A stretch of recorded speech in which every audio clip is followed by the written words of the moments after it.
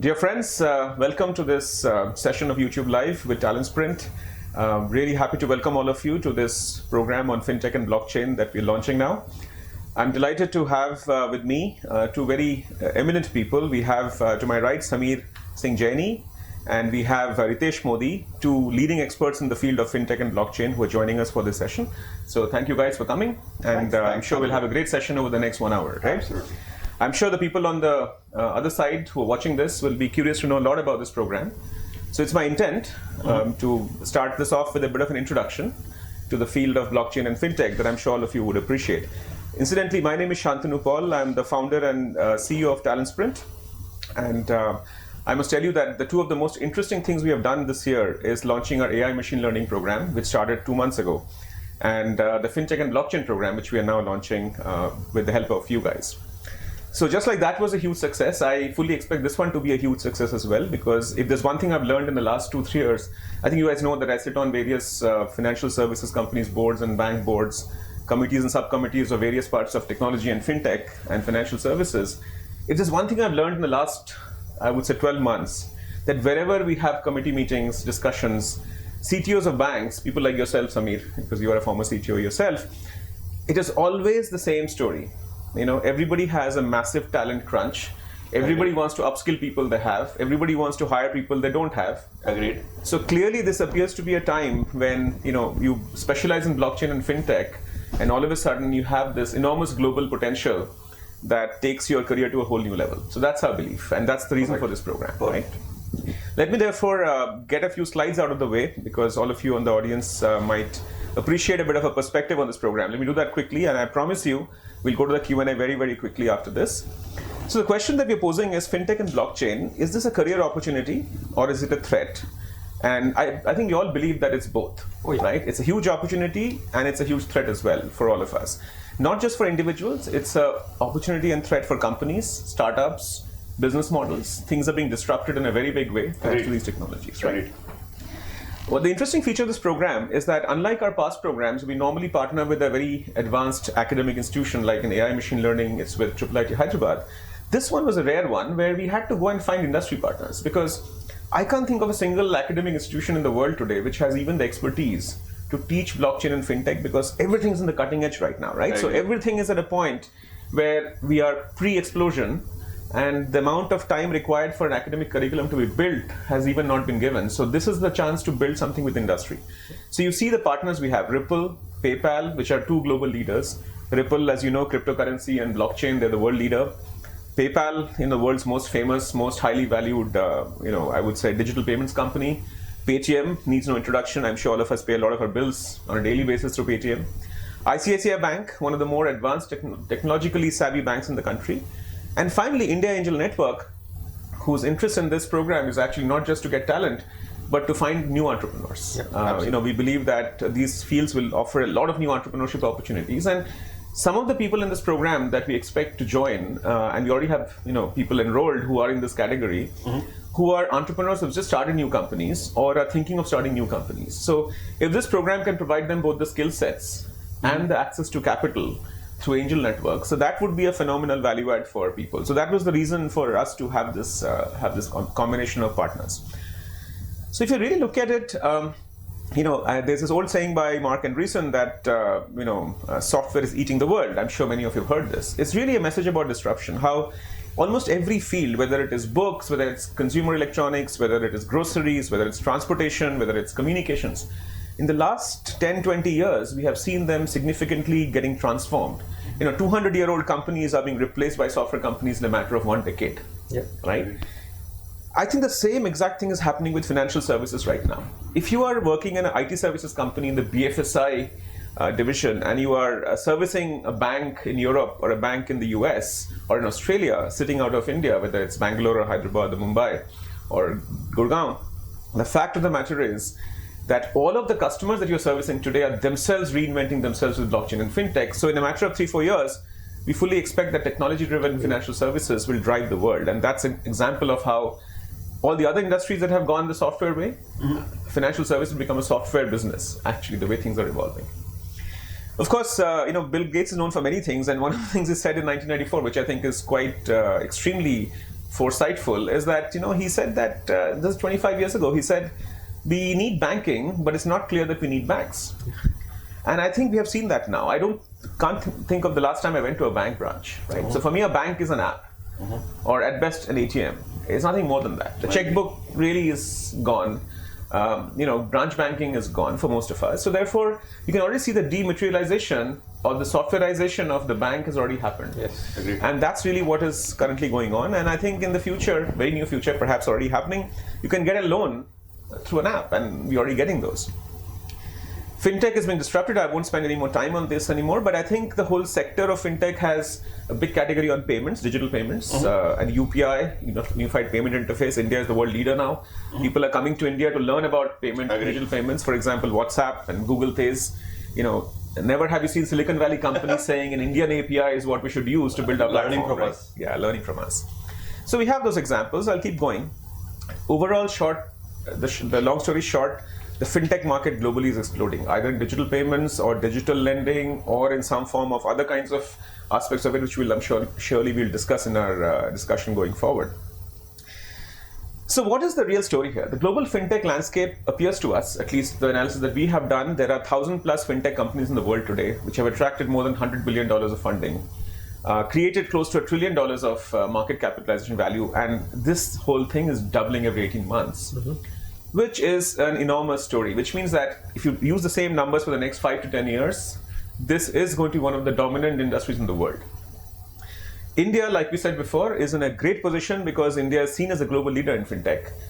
That's the good news, because worldwide, whether it's Google or WhatsApp or Samsung or Apple or Amazon, the payment leaders, they have accepted unified payment interface that has come out of the NPCI stable in India as one of the great stories, along with Aadhaar stack and all of that, eKYC.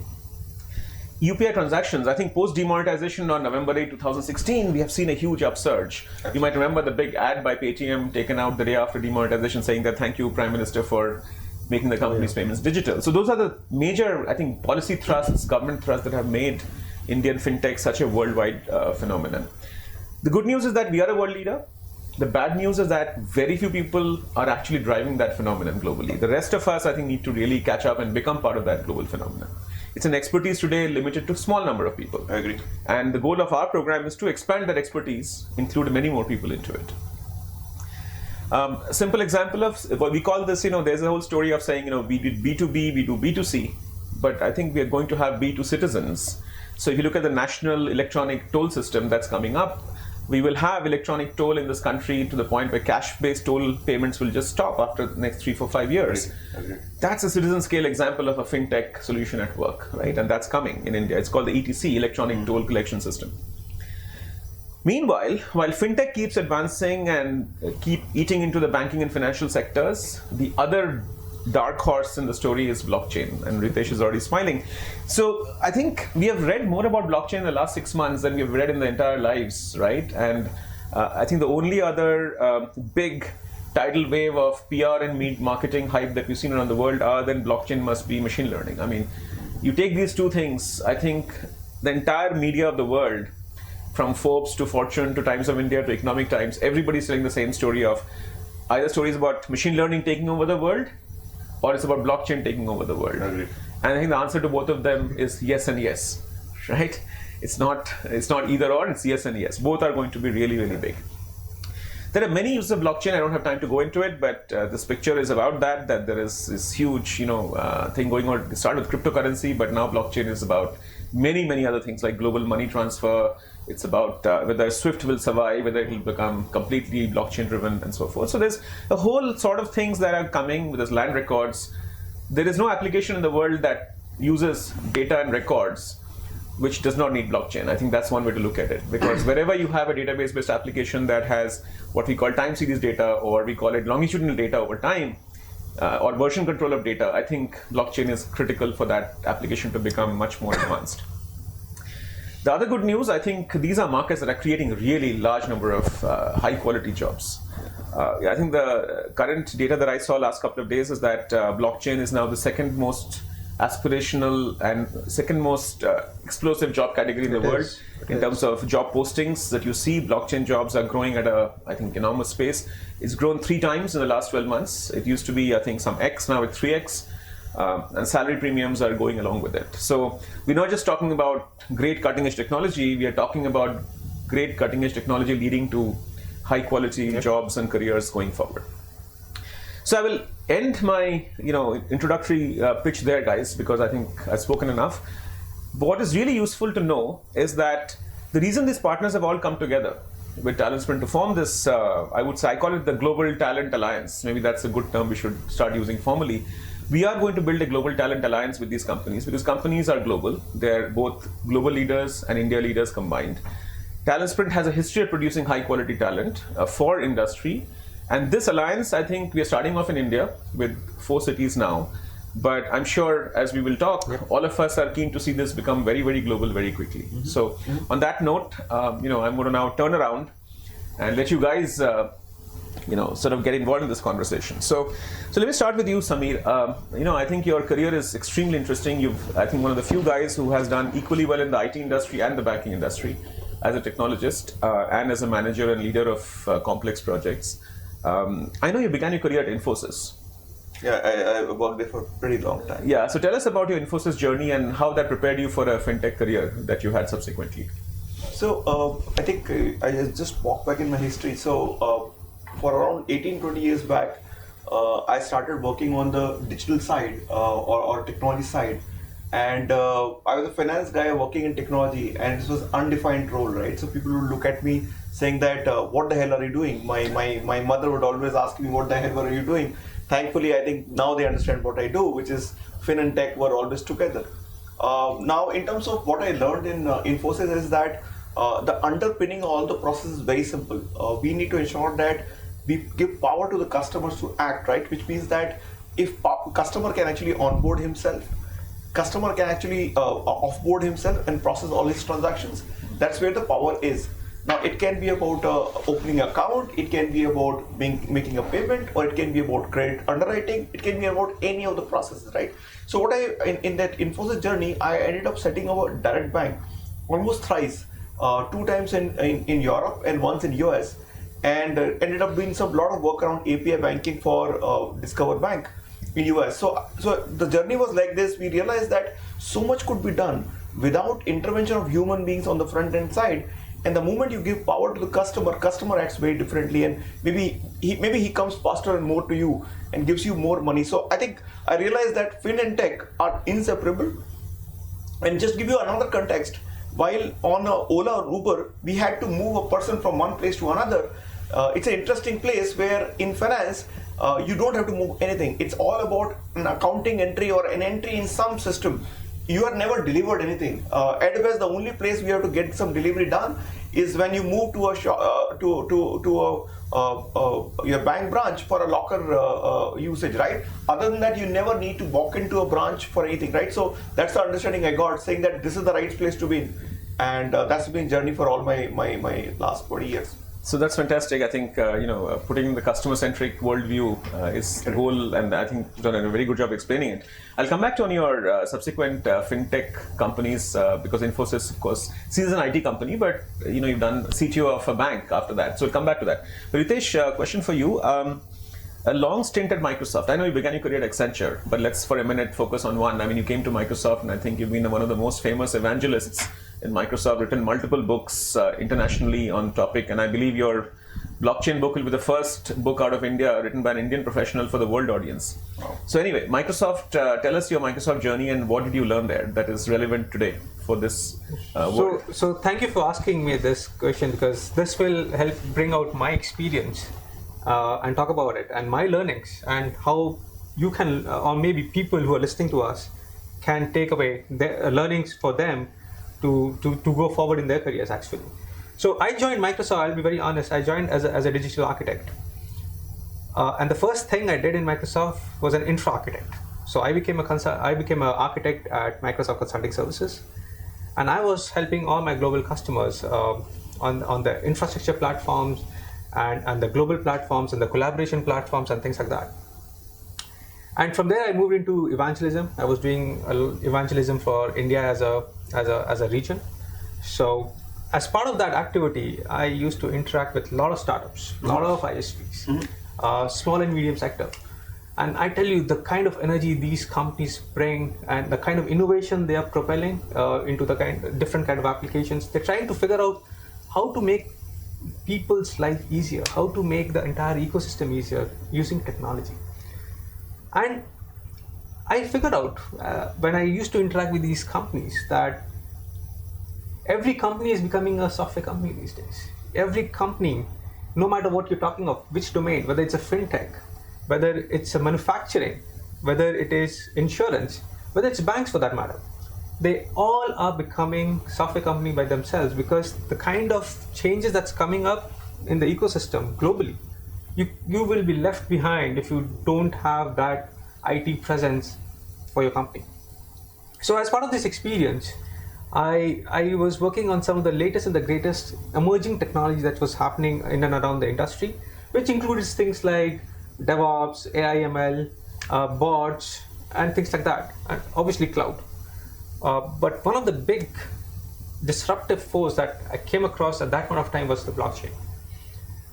Though I have been investing in blockchain, in cryptos for a long time, but actual use of blockchain, when I started talking to these startups and they wanted to implement blockchain for their own customers, and use cases like land registry, use cases like identity, ownership, all of them become very important for these startups. And that actually made me feel that this is the biggest force that's going to change human lives. This is the thing that is going to impact each and every individual going forward. Because imagine when Aadhaar was not there, and when Aadhaar came, how it impacted your life. How is it impacting your life today? It's a change that is universal. And blockchain being a universal technology, we are at par globally today. Normally, it had been a trend that India follows whatever is happening in the West. But this is the first time, or you can think about it, that this is almost the first time where we are at par, or maybe ahead, I agree. in technology for blockchain when we're talking in the global context. And this is not only from a technology point of view. We are spearheading some of the biggest implementations, some of the use cases that I'm talking when I talk to, even today when I talk to startups. I was in a conference yesterday on blockchain and integrating blockchain and AI. And the kind of energy I'm seeing in these startups and the companies, it's unprecedented. It's simply unprecedented, because it is going to impact within 5 years. I don't even say 20 years, 10 years. And people actually tweeted my name saying that I made a statement that within 5 years or a couple of years itself will start, you will mark my words, you're going to change, you will see the change in your lives using blockchain. Not only in your careers, in your innovation strategy, propelling your business as a whole. Talk about all the global brands, and whether it's a Volkswagen, whether it's BMW, whether it's Porsche, you name it. There was a recent news about Walmart using blockchain as the primary delivery mechanism for whatever services they're providing. So it's going to affect all brands. It's going to affect all industries. I have seen from metal scrap to automobiles. Everybody using blockchain to a certain extent now. So that trend has started. It's not going to go back because of the benefits. The technology is built on. It's a sound foundation. It's built on. So there's a lot of things going to happen around it. So that's my experience. I have worked a lot on blockchain from as an evangelist. Even after being an evangelist, I've been working a lot on blockchain. So I've written a couple of books, and one of them is going to publish soon. So that's a small gist about what I have done in blockchain, and that's what I'm going to bring on the table. Fantastic. So I think the thing that I took away from this initial conversation, and shortly we'll go to the questions from the audience, but I just want to have 2-3 more quick things before we go there. See, what's interesting is I think both of you made this comment in a different sort of way, which is that India is leading. India is no longer following, right? Both in fintech and blockchain, we have a leadership stature in the world. In the IT outsourcing days, we were the receiving end of the so-called advanced technology. We were taking care of stuff that was either sunsetting or in maintenance mode and so forth. But now we're in the innovation. We finally have reached a point in certain segments like fintech and blockchain where we are the cusp of innovation. We are the leaders that other people in the world want to pursue and emulate in some sense, right? So one question about, I know that when you worked as a CTO of a bank like DCB, and DCB's dream is to be a digital bank, how do you translate your world of Infosys experience coming from an IT sector and to become a chief technology officer of a bank that is going digital at a rapid rate? What was your journey like there, Samir? So from an expectation perspective, it's an interesting bank to work with. The top management is very well aligned to the thought process of moving digital. For example, we created a sort of a industry's first Aadhaar-based ATM, and the idea just germinated when we started discussing that when Aadhaar has come, how we can create some unique propositions around that. And MD was on board immediately, and we co-created the structure at the business level. And implementation, given that India stack was there, was so easy for us to do. So world's first Aadhaar-based ATM we could create almost like instantaneously. From a let's say digital origination, I think we have taken leadership position, tying up with fintechs. I think that's originally, if you look at any of the board structures, any of the boards talking about fintech, you would not find a strategy of one of them talking about it. But our bank actually took a strategy saying that fintech will be one of the critical portions of alignment, right? So what we did was we started tying up with them and started learning from them as well. So we ran a lot of innovation hacks kind of activities with them. So what I realized is that when you talk about pure tech, which is let's say what you learn in Infosys, and we talk about business, which is right now running, they're actually merging together. So you start applying the levers of technology in either side, on the front end side or on back end side, you can actually change the whole game. And just to tell you one very basic perspective, maybe it's a very different point. What I also realized that a lot of people think of app as the ultimate of customer experience, the only thing which you have to look at. I think what I want to tell about is that fintech is not about just front end. Fintech is a lot about back offices. So how do you ensure that back offices are just not there? Yeah. We can't have long tails of back offices where you have hundreds and thousands of people processing paper. So I think front end have to be changed and back ends have to change. That's the journey which we could create in DCB. So if the customer originates from somewhere, we have to ensure that the termination of activity happens right there. That's what we tried a lot in that journey. Right. I'm just I'm seeing some great questions flip by, and I'm actually making a mental note to come back to some of them very soon. Before we do that, one question for you, Ritesh, that if you look at, I know that you mentioned this, but blockchain is an area that you have really embraced as one of the big areas for yourself to build this expertise on. And then, you've not only are you consulting and building solutions in blockchain, you are now teaching blockchain, which is part of this program. Can you share with the audience one good example that will really open their minds to what blockchain technology can do and why it is such a profound technology? Can you share with one good anecdotal example for the audience's benefit, that this is the difference between having blockchain and not having blockchain? Could you give us absolutely. That's a great question. Thanks for asking this.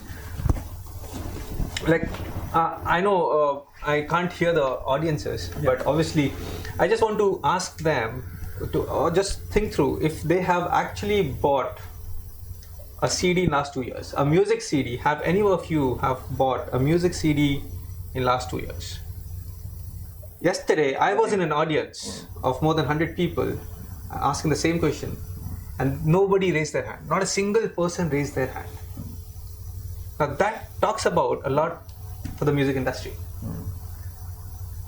Few years back, we all were crazy about buying music CDs. I'm just watching the feedback. Nobody has said they bought a CD in the last 2 years. So we're good to go. Yeah. Okay. So I'm sure nobody. I'm sure, because I don't see music CDs being sold also in the markets these days. Right. Not much actually. So if you go back few last years, we were all crazy about buying music CDs. Or whenever there was a new launch and we wanted to gung ho about the music, we wanted to listen, and that's the way we were doing it. But what has happened? What has propelled this change? How does the music industry undergo these changes? So I just wanted to take you back through a bit of history about that, and there's some element of blockchain that I'll bring it to it.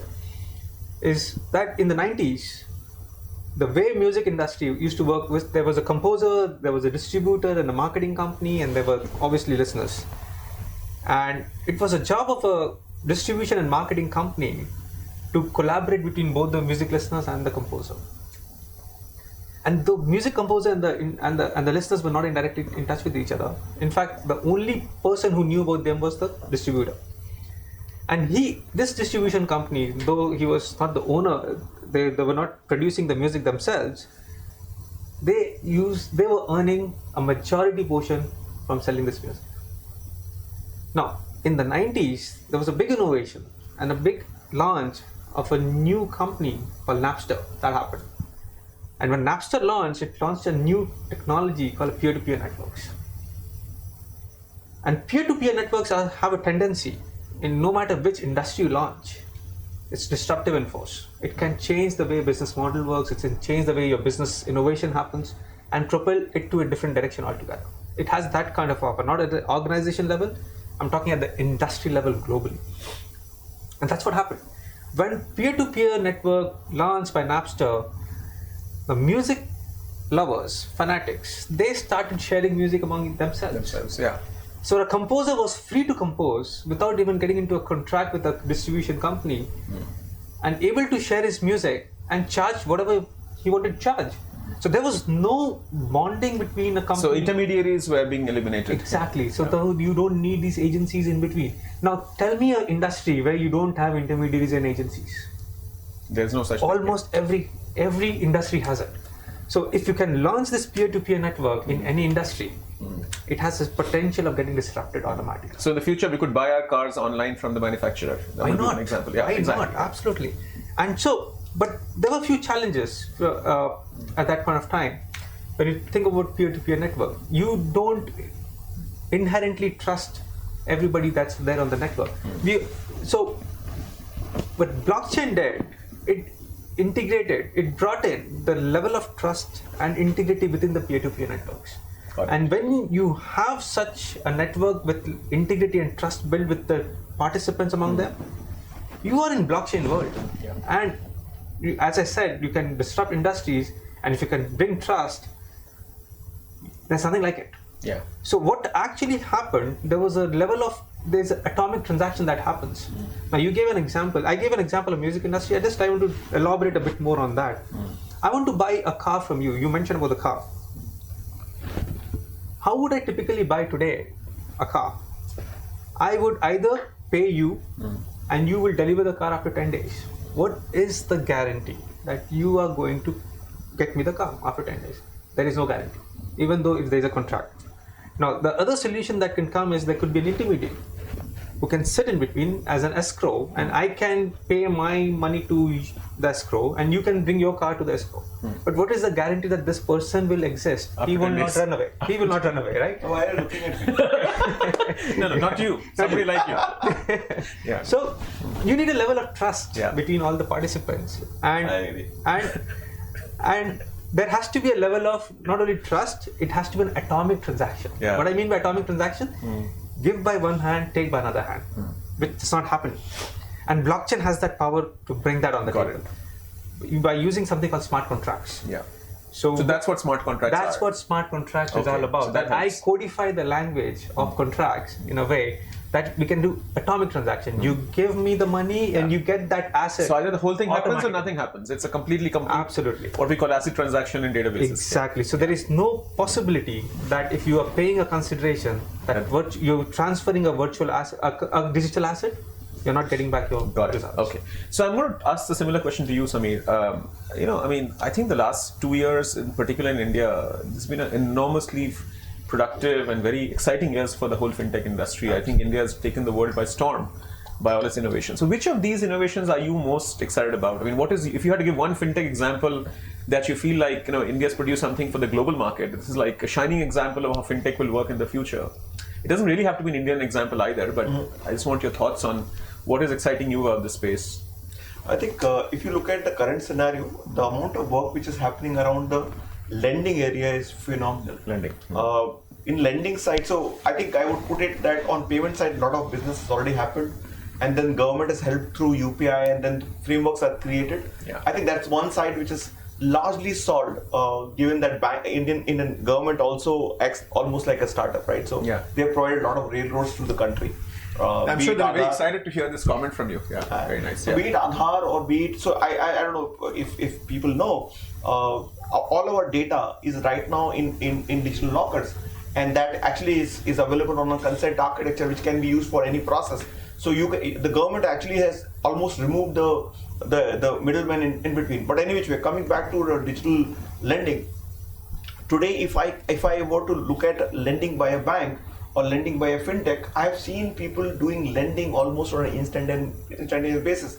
The government regulations also allow for lending to happen even on a Aadhaar OTP basis or to a limited extent. So we have seen a lot of startups doing onboarding the customer on their own and underwriting the whole process on an instant basis based on machine learning and processing the transaction end to end, which means that if you request for a loan, your ability to get a loan on an instant is not bad at all now, given that lending fintechs are doing a lot of good work on it. Their ability to underwrite, their ability to get your data. For example, let's look at this Vijay Mallya's case, right? So he ran away. Now this information would have reached the government or even the bank officers bit late. What if this information was actually tracked through bots in the system, and APIs were there which are consumed for validating the transaction, and you can immediately do a freeze on the account. So there's a lot of work which is happening around lending, which is creating a unique model.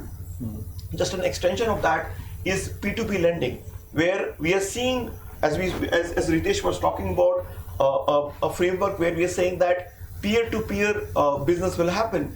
Suddenly we have a P2P lending regulations now in where anybody can set up a P2P lending with a limited amount of capital, which is 2 crores. I can establish my own P2P company, and I can ensure that customers can come on board on one side as borrower, another side as investor, and they can pay and credit to each other.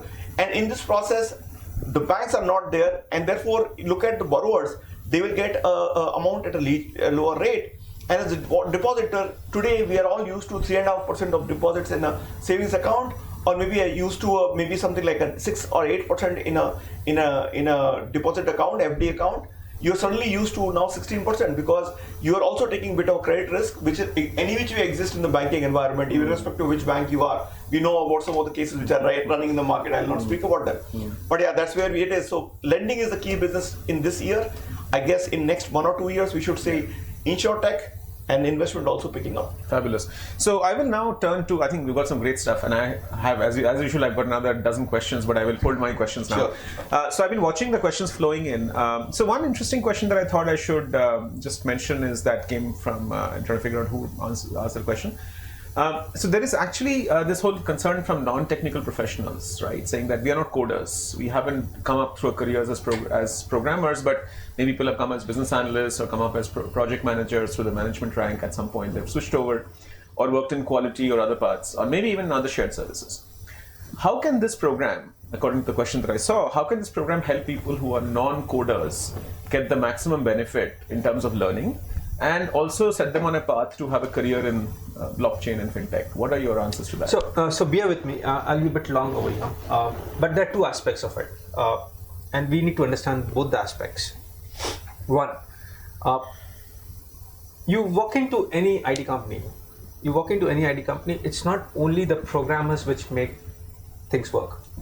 There are a lot of other profiles, other kind of roles that work along to make sure that you have a successful delivery to the customer. That's the end goal of IT company. It's not the programming. So that's what we need to understand, that this program is not teaching you only how to program. So that's the job of a developer. This program also has certain elements of doing development. But you will see there's a large portion of this program in which we talk about all the concepts of blockchain, all the major blockchains. How do you approach them? How do you work with them? And things like that.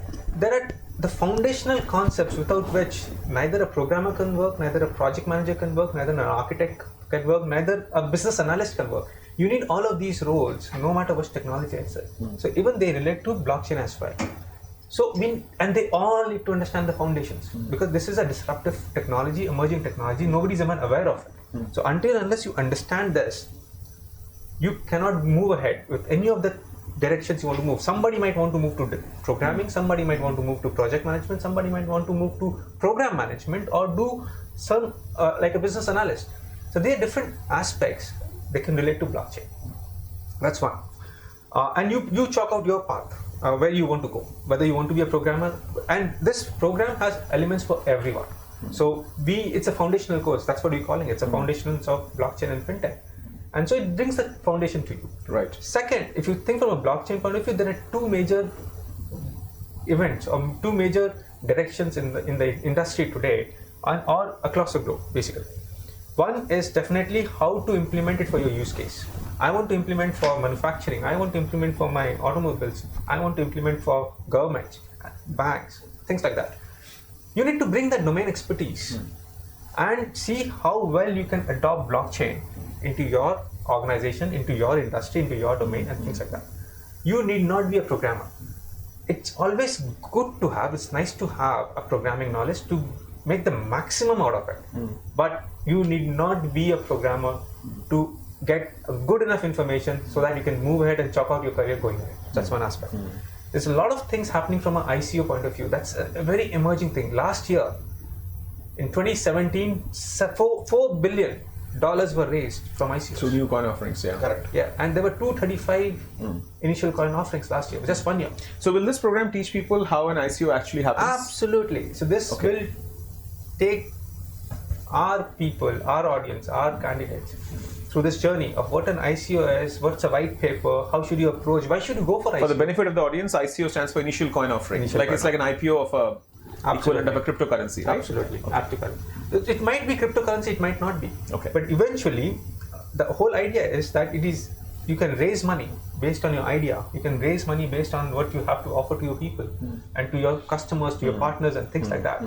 And build something on top of blockchain. Yeah, got it. And we are going to teach not only this, how to approach an ICO, but also to go through how to, maybe we have a capstone project where you create your own documents, how to bring your own ICO. So that's all a part of it. Fantastic. So there are a lot of things that you can do as part of this career in blockchain. And if you know programming, well and good. If you don't know, we will get you kick-started so that you make the maximum out of this. Right. And that's the whole idea. Right.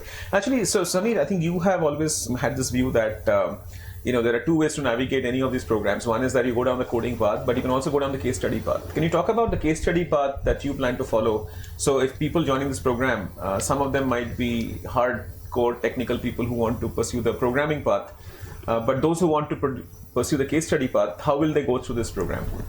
So the focus of the program, Fintech program, is largely to ensure that the business guys know technology a bit more, and then they know the new process like APIs and AI/ML. How do you use in your cases?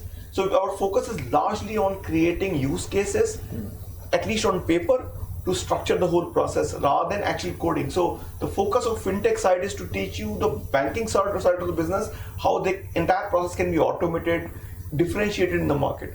So the development will be very limited. I think the intention is not to make you develop. Intention is to actually take you to the idea about how fintechs think, how fintechs create new use cases. So for example, you may be a part of a bank, right? And maybe you are part of compliance team. You may not know how the changes are happening in the market. So idea is to take you there. If you are maybe part of credit team, and maybe in the credit team you have never seen other than manual operations of the entire credit process. So we'll teach you how some of the fintechs, let's say Zest Money, is underwriting the whole piece in a systematic way, and how the machine learning they are able to do right now to ensure that the previous cases when they were done, based on that learning, they are tweaking the process right now. Just to give you the current way, is that typically the credit underwriting cycle or the logics are given to third parties like some of the largest names in the country. They create a model, give it back to you, and then you run it for a year and then you go back. I don't know, in the market where the changes are happening almost instantaneously, how would it work? So idea is to teach you that. If so, it is relevant. If you are a board member of a bank, it will be relevant to you. If you are a CEO of bank, it will be relevant. If you are a software guy in a tech team in a bank, it will be relevant.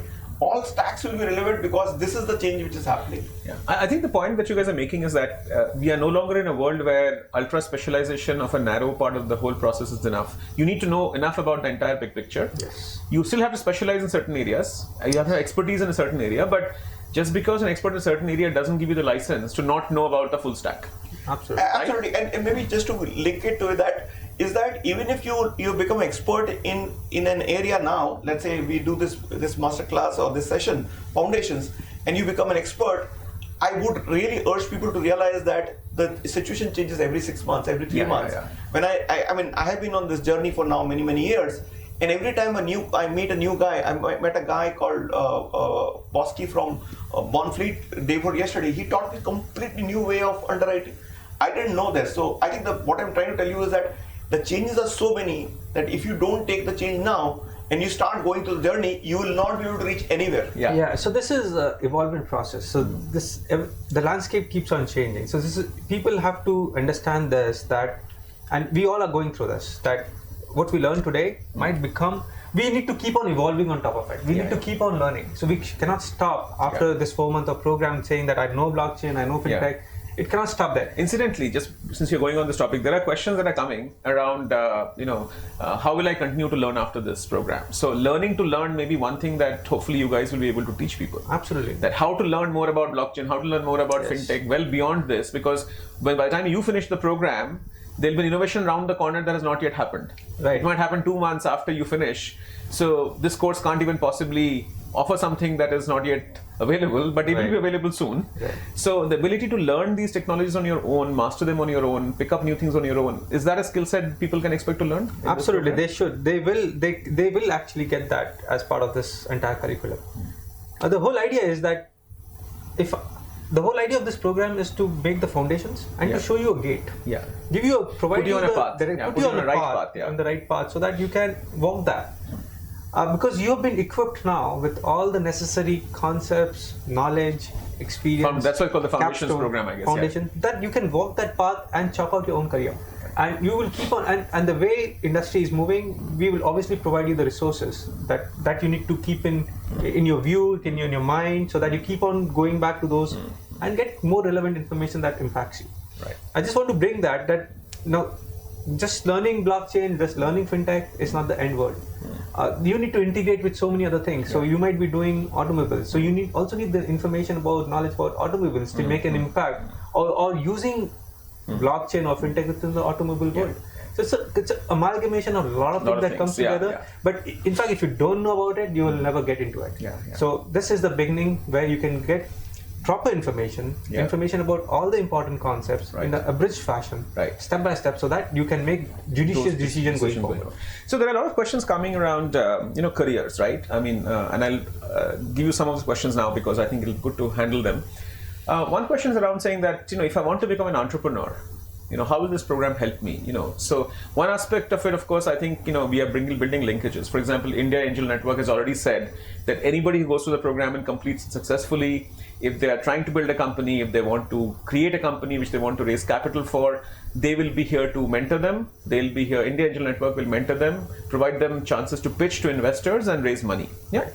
So that's one aspect of it. But tell us from the course perspective, how will this help entrepreneurs? So as I mentioned before during the start, it's the startups which are talking the maximum about blockchain. It's not the very large companies. They're also doing it, but it's primarily the entrepreneurs. It's the startups which are focusing and trying to bring the disruption in the market, because these are disruptive forces.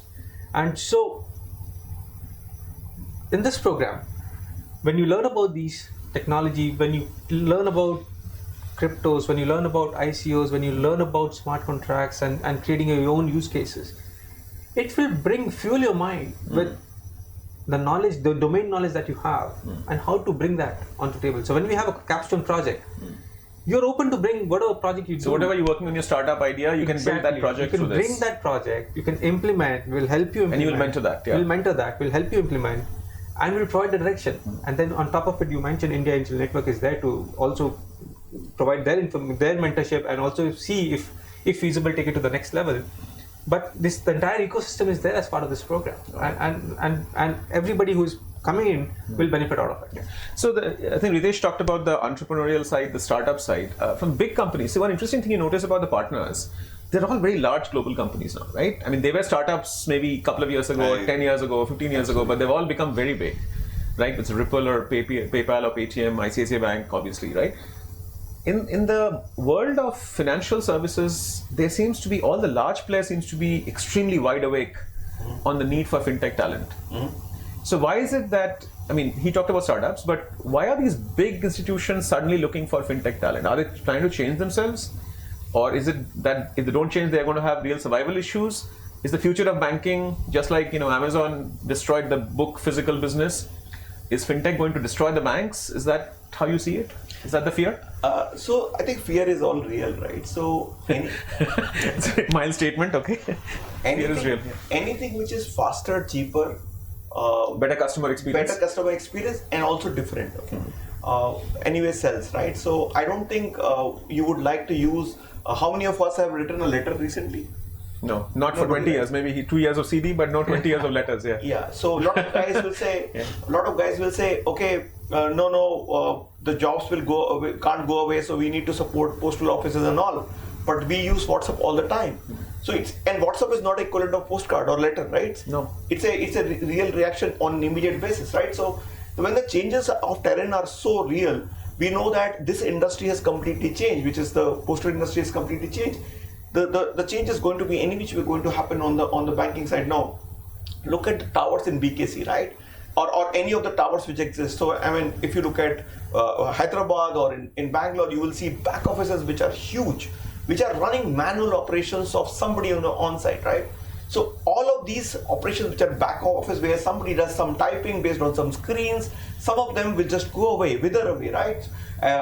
If you look at the roles which today exist, let's say there are product managers which are largely MIS guys, or there are a lot of credit officers just underwriting manually, or maybe compliance officers which are looking at some reports.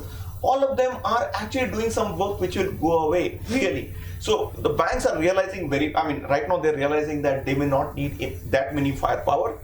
The other side is that the current employees, and I would believe that they should change now, but the current employees may not be keen to change because they may be right now paid well and they may not have any risk right now. So therefore they're not changing at all. But mindset in the outside world is changing. For example, when you meet a 23-year-old guy from, let's say, IIT Roorkee, and he says, I am building a framework for online lending, and you say, okay, he's just joking, he can't build it. A year later, he comes back and says, I've just built something, I got a 2 million funding for it. You realize, oh shit, the guy is changing, right? So the point is, the new models are created by the guys who take risk. And therefore, these organizations... And they have no baggage. No baggage. So if you look at today's role, be it ICICI, they have a chief digital officer. Now if you look at HDFC, they have a chief digital officer. Each of these officers are limited in nature. They don't have a large teams. Even if you look at embedded, let's say digital or lending teams of a bank may not have anybody other than guys who are focused on branches and other process.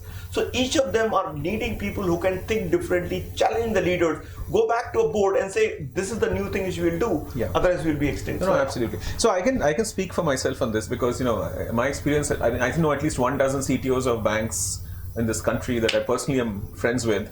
And I can tell you that not one of them is sleeping well at night. And their primary fear is exactly what Sunny said, that what has been working so far might vanish overnight in a matter of next few years because the technology disruption is coming at an enormously fast pace and it's changing everything. I mean, who would think that SBI would someday have to launch a wallet and spend money promoting it to compete like SBI Buddy, right?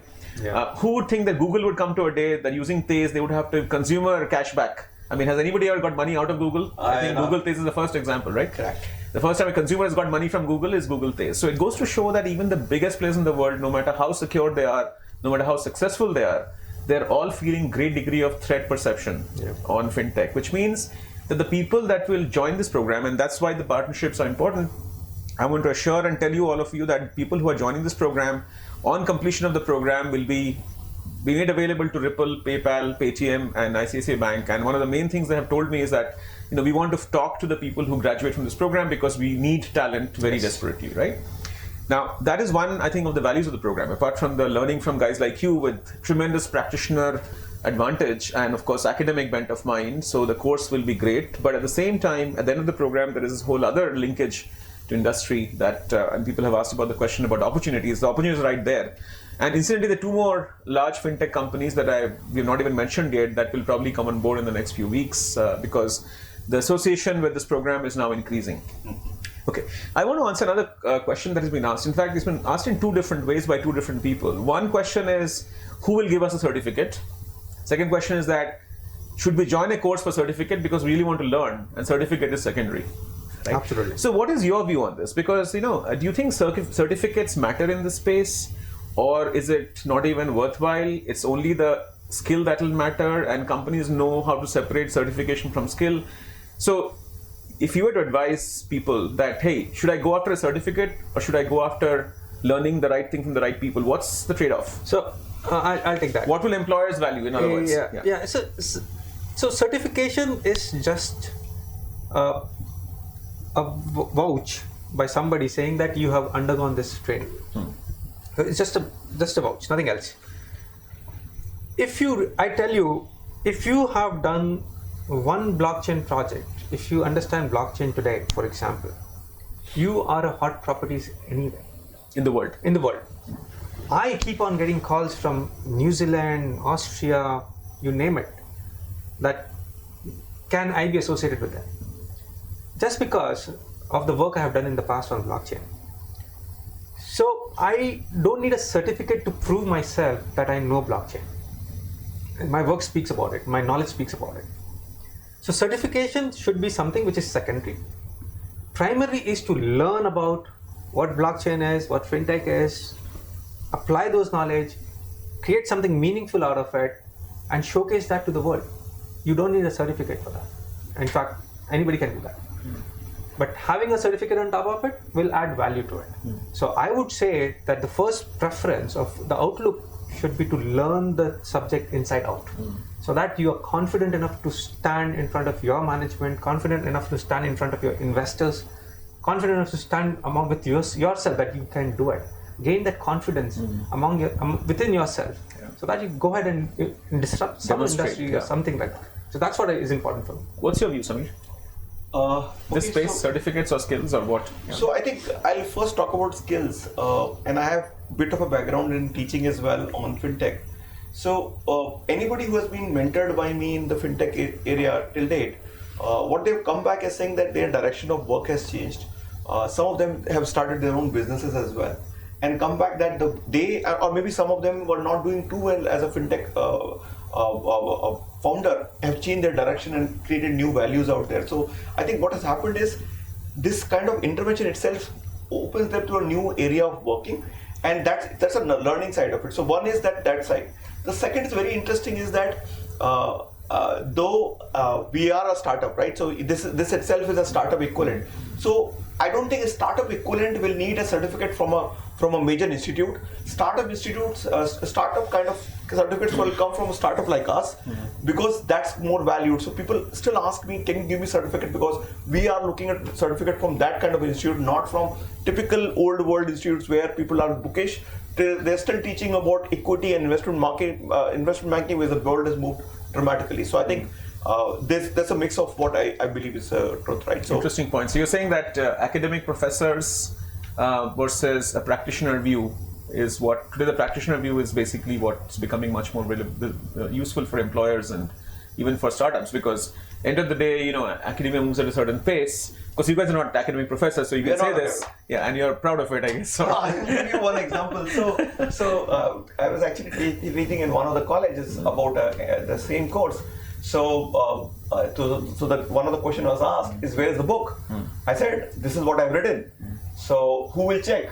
I said, there's nobody who can check. I can only check. So the whole process is that it's getting evolved. There are not enough books, enough material. So I don't know how education institutes will take care of it, because they start from book, but book is yet to be written. So I read the first material on the Indian fintech ecosystem. So that's how it is. We have to take the first lead. And just to add on top of it, if you want to really have educational institutes providing, say for example, blockchain knowledge, it's extremely difficult, because first of all, you need to codify that, how you should provide that information, and by the time you do that, blockchain has gone to the next level.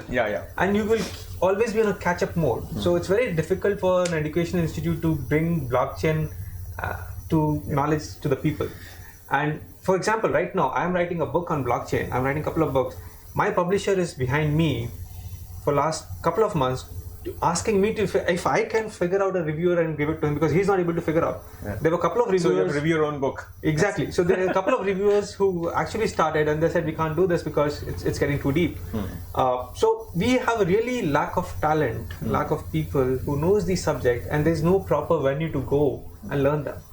And I think that's what we are trying to do. And maybe side note on that, I believe that in this group, which has almost we'll have 200 people learning in this process. I believe that out of these 200 people, at least 40, 50 would create their own companies and maybe come back, and maybe out of them, maybe 5 or 6 will create a billion-dollar company. I think this is the evolution, because this is the first level where the things are really getting created, right? So we should see action here. Yeah. No, absolutely, we should. And I would love to take some sweat equity in that. Yeah. I mean, I'm sure they'll all need advisors for their companies and board members, so that will obviously help. So I'll just sort of start to wind up a little bit here. I think we are going to be ending in the next few minutes. We have 5 or 10 minutes to go. So there are some more questions. I'll just pick them up randomly at this point. People are clearly, some of the people who are writing questions, I see that they are aware of some of the events on the ground, like what Swift is doing with blockchain pilots and how it's gone, and actually I don't even know some of the things, like for example airdrops of tokens. Do you know what that is? Yeah, absolutely. I'll also learn in this process. So there's a question about does the course cover topics like airdrops of tokens for a particular platform, right? And there's someone called Giridhar who wrote that question. Okay, so what is this stuff? So I think airdrops is a purely a ICO and a crypto language. So we are going to cover ICOs and cryptocurrencies in quite depth. So we're going to talk about the major cryptocurrencies, how do you do trading, how do you come up with an ICO, and as a part of an ICO, what is a pre-ICO, post-ICO, investors, airdrops, not only airdrops, bounty programs, and things like that. So they will be part of the program, obviously, from a knowledge and conceptual point of view. But just I'm sure if somebody's asking about airdrops, he is aware of the cryptocurrencies, but I'm also sure that a majority of the audience might not be. So just to give an idea what airdrops is, so typically as when you come up with an ICO, and you're trying to launch your ICO, you might be in a different stages. You might also might have done your ICO and you might be well established now. But to make sure that you have your right level of investors in place, or to bring those investors, do some marketing, you provide free tokens. You provide free tokens to your existing holders or to everybody who is interested in it, depending at what stage of ICO you are at, and provide the free token so that whenever the token gets listed on the exchange, you would be able to sell them eventually. So that's the whole idea, so that you get associate with that ICO and that company by taking the free token. So that's a free token that normally ICO people who are launching, they provide to the investors and to a whole set of people. Right. So one interesting question that I can see, which I want to ask you now. For a minute, stop thinking like people who are lead the faculty. You're the lead instructors for blockchain and fintech. For a minute, stop thinking that way. Think like an employer. Yeah. Think as if you are coming in to recruit people from this program. Like you are, let's say, go back to your old life and say, I'm a CTO of BCB and I'm the lead evangelist for Microsoft and I'm coming to recruit people from this program. And the program is now done, let's say, right? At the end of the program. The question that I'm seeing is very interesting. It says that, people who have gone through the coding side of it and people have gone through the case study side of it, the business professionals have done case studies, tech professionals have done coding-based capstone. Which of these people would you be more likely to hire? I guess it's both, right? So let's say take a situation like we are hiring for a product head, right? Or I think I would love to hire a guy who's a pure product guy but knows technology as well, at least the framework, if not coding. And just to give you one very clear thing, which is I run my own fintech as well. So what I'm saying is that today people will not realize that despite being a CTO, I can't code. And the point is, you need to know enough to create the whole bandwidth, the whole framework, but you need not code. Because for coding, you will find people. But for the algorithm, the logic, what to code is a harder question. What to code, and what questions to ask. You don't know, right? So that's a critical point, which is missing completely in the game. I can typically add more value to fintechs by asking these questions. That's what I do today. See, we need to understand that you are getting into a job. If I need to hire somebody, you're getting into a job and you need to perform on that job. You need to work. Few things are expected out of it. So when you get into a blockchain or any other technology kind of a job, you need not have expertise in all the technologies at the deep level. Yeah, you can't. It's not even possible. Humanly impossible. Yeah. If somebody says I know everything in depth, I would suspect their sanity, right? Exactly. Yeah. So Kill him. Absolutely. So you have project managers who do extremely well project management. They have some level of knowledge on technology, not deep knowledge, and they cannot program, they cannot develop, but they have enough insight to provide you proper direction or provide you ideas which might propel different way of thinking. So if I'm going to hire, I'm going to see whether you have a deep knowledge in one of the areas and have good enough information on other areas so that you can build on top of it. Whenever you deep in a few areas and broad in many areas. Exactly. That's the combination That's that the always combination, works, that's right? what Always works, yes. And if you look at even the current founders of fintechs, They are like I would say 60-40. 60% are all business guys, know in technology well, but can't code, can't do all that. They depend on somebody else. So it's always a combination which works. Today, most of the founding teams are a mix of technology. So then I would call real success if people come to this program from both sides, business and tech. Some of them come together as a team, form a startup, business and technology people, go to Indian Angel Network, raise money, and you get sweat equity in them. This is like the ideal scenario, right? So in fact, the capstone projects will be like this. When we will do these face-to-face workshops, idea is to create your own lending fintech or a payment fintech. It will be a group of 5 or 4 or 10, or we'll have to create it together, and you will realize you suddenly will gel together and maybe create a new thing out there. That's the intent. Yeah, absolutely. And I'm seeing one interesting question, which I will end with that maybe one or two more. It says that, what about me? I'm a sales professional, right? What can a program like this offer to me, right? Is there a career in sales and business development that requires blockchain and fintech knowledge? I mean, I would say that clearly, if you want to be business development for JustPay or Razorpay, you obviously have to have a real understanding of fintech. That would be the answer, or I'll take it more interesting, right? So today, if you look at it, partnerships which are happening between banks and the customers, they're no longer talking about, okay, what are the rates? Rates are okay, we will figure out. But they are talking about, do you have these kind of APIs, right? capabilities? Huh? APIs. Yeah. Nobody's wanted to integrate at the front end. So do you have let's say, internet banking platform? Nobody talks about it. It's about, do you have that kind of API? What are the logics which exist on your side? How do you enable it? Now, if the sales guy does not know about these, he will just keep passing on to the tech guy.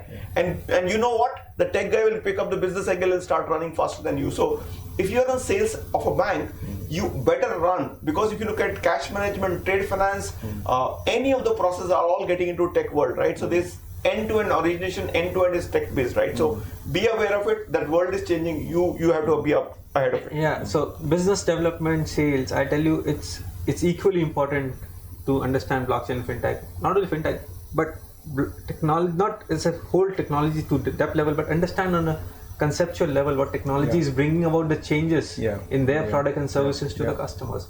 Until unless they convey that message to the customer, how will customer know about it? Yeah, I think you're right. So if I look back on my own experience in the last my career, last 20 years, is that there is hardly a sales professional who's done really well who is not sufficiently tech savvy. Right? It's just not possible anymore, because your customers are going to be technology people. The buyers have become tech savvy.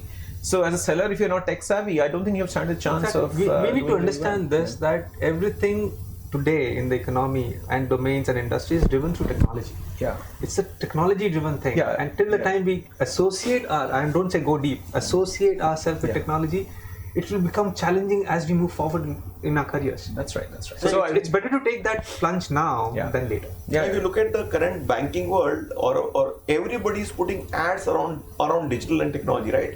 You won't see any other ad. You talk about Kotak 811, it's an ad around technology. Great story, by the way. Kotak 811 is a fantastic story. Yeah. Superb. They have created a digital bank in India without calling one. Yeah. They've created a product simply by creating great customer experience around technology, right? I would say great, simple. I think the customer doesn't.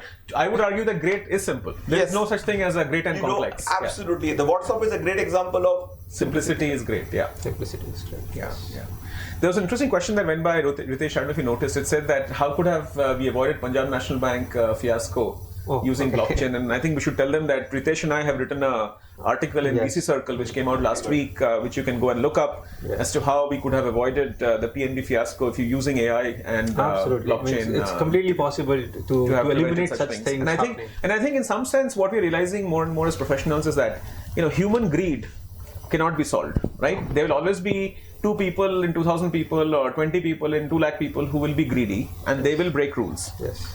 In some sense, machines don't have greed. That's the good news, right? So automation of this type gets us out of the greed domain. So a lot of these processes which are very sensitive, financially, potentially vulnerable, if you automate more and more, and I think blockchain and fintech are good examples how banking is increasingly becoming a tech automation game. Except for the customer experience, everything is tech automation. The so-called hollowing out of the back office, like you said, is nothing but automation of tech. And we talk about robotic process automation. I think in passing you mentioned that. You didn't use the word, but you talked about the concept. Yeah. So as I mentioned before, atomic transactions. Now, if we can put those atomic transactions in ledgers, which are integrated with all There's the no other way. systems, I mean, there's no human and touch. you have fraud detection, sentiment analysis live running on them, detecting any anomalies. Yeah. How do you think these things can exist anymore? At least inside of fraud will stop. Exactly. So we can eliminate all these quite easily by integrating technologies and emerging technologies like blockchain and etc. Right, and we will give you a very, very simple thing. I think while we talk about basic technologies, reality is most of the banks have not even adapted to integration between SWIFT and the core banking, which is the Punjab National Bank case. It is not just with Punjab National Bank. No, with all banks. But with all banks. These guys were the ones that got the hit, basically. Got the hit, but the point is this risk exists. So today, if you look at, since banks are run by old people, old kind of thought processes, what happens is that they take some integration and say rest all is manual. There's hardly any focus on reconciliation, hardly any focus on detecting anomaly through AI ML. It's all about saying we'll see it as it goes. So I think some of you who are in compliance angle on some of these areas, once you go through this process, you can add value in your organization. Say these three things can help you in. That's actually a great point, and I'm extending this a bit. What I realized, at least a couple of NPCI board, I know that since I'm part of it, there is a very clear overall we are seeing across the industry that in the future, if you want to insure yourself against fraud, your premiums will be directly proportional to how much automation you have or don't have. If you have a lot of manual processes, your premiums will be like up there, and you can't even afford to run the process at some point. So you will have to see as a bank how to get everything automated so your premiums keep coming down, because risk premiums be tied to how much automation. Is there blockchain? Okay, check, 1 premium discount. Is there AI and machine learning based sort of I'll tell you my detection? thought process. Yeah. I am fearing to put deposit in a bank which is not automated anymore, because if such a thing happened to my bank, I might fear that I might not get my money back when I need it. Okay. Maybe I'll scare you further. No bank is fully automated.